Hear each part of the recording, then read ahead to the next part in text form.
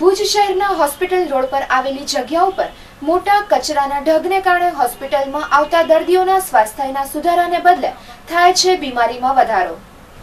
ભુજ શહેરના hospital road પર આવેલી નાણાવટી હોસ્પિટલની પાછળ આવેલી જગ્યા પર મોટો કચરાનો ઢગ ખડકાયો છે, જેમાં આ વિસ્તારમાં આવેલી હોસ્પિટલમાં કેટલાય પેશન્ટ્સ પોતાના ઈલાજ અર્થે આવતા હોય છે, પણ આવી ગંદકી તેમજ કચરાના ઢગને કારણે દર્દીઓને ભારે પરેશાની પડે છે।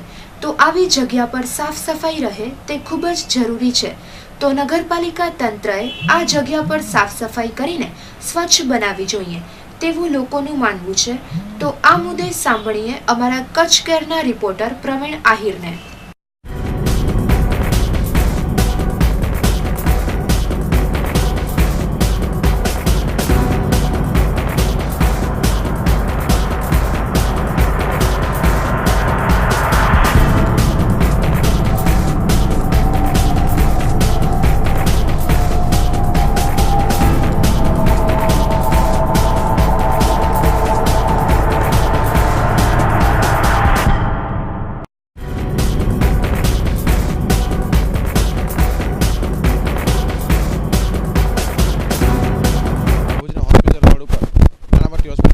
એક મોટો કચરાનો જથ્થો દેખાઈ રહ્યો છે।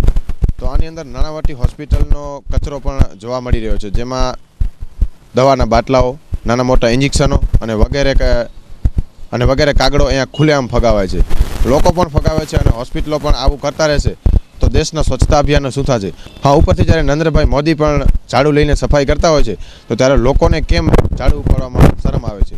ખરેખર બધા જ જો ઝાડુ ઉપાડીને સાફ કરે તો ભારત માત્ર 5 મિનિટમાં સફાઈ થઈ જશે અને ખરેખર સ્વચ્છતા અભિયાન સાર્થક થશે।